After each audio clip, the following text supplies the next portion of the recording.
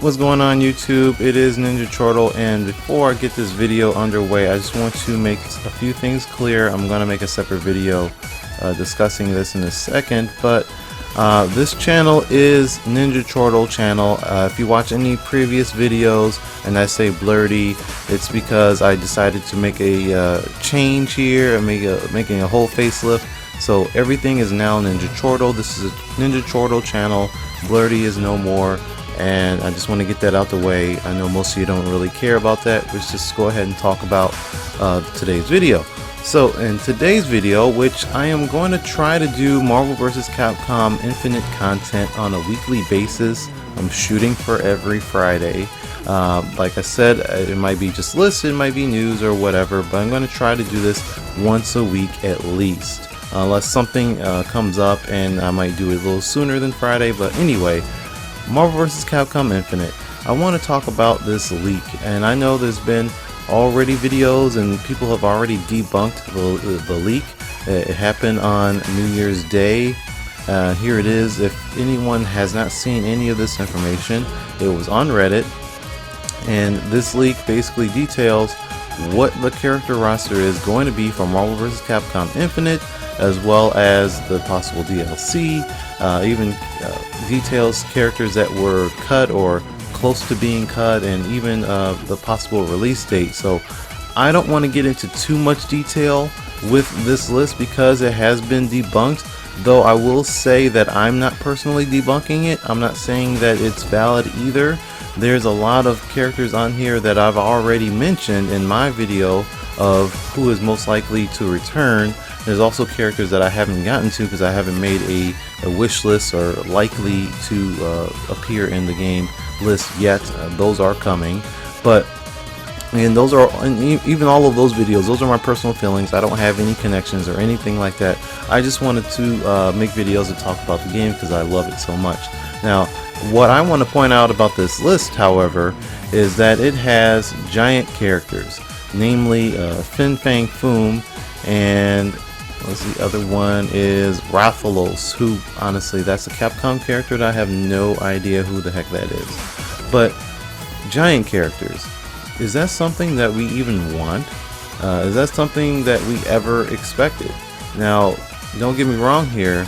I understand that in Marvel vs. Capcom history, we've had something like giant characters before, with the first Marvel vs. Capcom featuring Onslaught, which was awesome, but he was the end villain. And then in Marvel 2, it was Abyss, and again, the end villain. And in Marvel 3, it is Galactus. Now, those characters aren't playable through any normal means. They are the end boss, and that's it. And that's what you would fight against. That's your giant character. But we never had that opportunity to play as a giant character in Marvel vs. Capcom history, again, as a default selection. It's not unheard of, though. It's something that has been in a versus series from Capcom, namely Tatsunoko versus Capcom had giant characters. Now, those giant characters, as far as I know, were not playable on the competitive level on tournaments across the country, even across the world, possibly. That they were not playable. They were banned. So I don't know if having a character like Fin Fang Foom would even go well on the competitive side. But honestly, as just a fan, as just somebody that likes these games, I don't want him either. I don't care about Fin Fang Foom. Sure, it would be cool if he was in the game as a villain, as, like I said, like an end boss or a character to fight at the end, but I don't want to play as him. I don't care for that whatsoever. And same thing with Rathalos. Even if there are a lot of fans of these characters, I don't necessarily think that they want to play them in a fighting game. It just seems out of place for the series, to be honest with you. I would love for someone else to take their roster spot than having to have, and it's just one giant character at that, according to this list. Again, I am not, and again, this list completely has been debunked by so many websites, other YouTubers, and so on. Again, I don't know how valid it is. It could totally be valid, but I'm saying that all I want is not to have giant characters. I would love to know what you guys feel though about this. Do you guys want to have giant characters in Marvel vs. Capcom Infinite on both sides? Do you want more than just Fin Fang Foom? Do you just want them to replace them with someone else? I'm very curious about this topic. It's just something that has not been in our series like Marvel vs. Capcom. Hasn't been in that series at all, and it's something that I just don't want at all.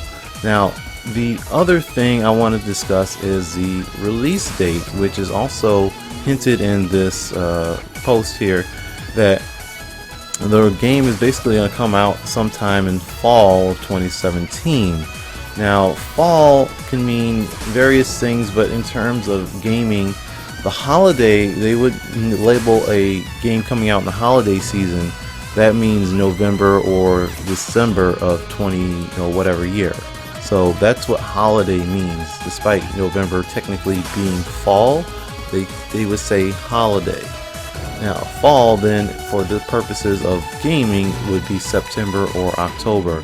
So, this guy's name is 10 Count Fall, and he said his name is this hint as when they were aiming for the game's release. So, I expect 10 mean October, but again, this is not the most credible person right now in the world, but I do expect this game to hit sometime before the holiday season.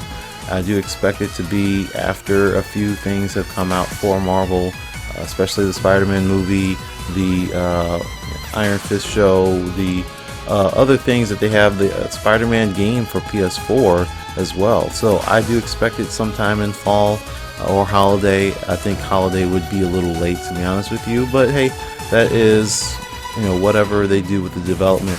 It is interesting though, this game was announced about a month ago, but it has been in development obviously because they've been able to push out gameplay.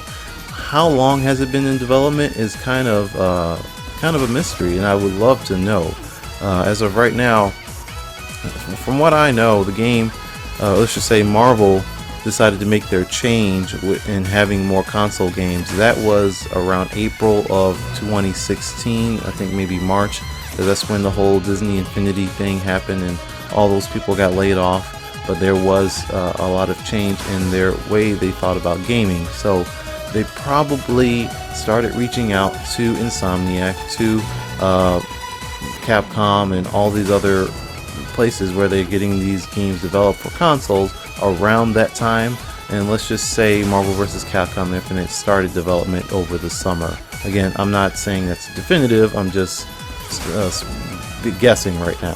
So if it's been only a year, not even a year, about 6 months in development, and by the time it comes out, about a year and a half, do you think that's enough time to develop a full game, full roster of characters, and have a complete package? Because that's something that we didn't get with Street Fighter V.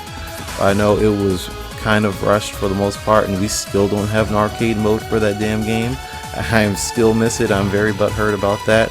I don't play Street Fighter V very often because it doesn't have arcade mode, because it's just online and so on. Even though I actually think the game is fantastic, I just don't play it that much.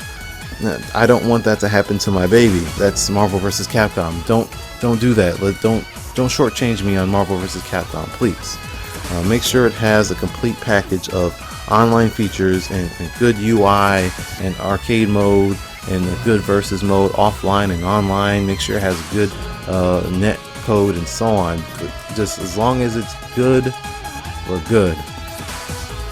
I did notice a tweet from a John D, who, at least based off of his Twitter profile, says he is the director of licensing and consumer products at Capcom and is the Marvel vs. Capcom Resurrector, and he is stating that 2017 will be a game changer for Street Fighter V and Marvel vs. Capcom Infinite. So I really do hope that they are putting a lot of production value into this game.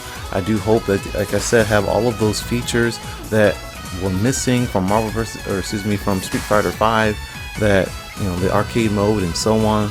It needs to be a complete game, and I don't, again, care for the giant characters, but as long as it comes out at a good point of the year, it's reasonably priced, DLC at least, because the game will probably be $60. I don't want to overprice DLC, but I'm willing to get season passes and so on. Just make sure the game is good. What do you guys think though? I want to know how you feel about the giant characters, the possible release date in the fall. Let me know in the comments. I would love to hear from you. Also, you can hit me up on Twitter. That is Ninja Chortle on Twitter. I even have a Facebook page, but wherever you'd like. If you like this video, hit the like button, subscribe. There will be more videos on Marvel vs. Capcom Infinite. Like I said, possibly on a weekly basis, I want to try to talk about the game as well as have my other content. I am Ninja Chortle, and I will see you guys next time.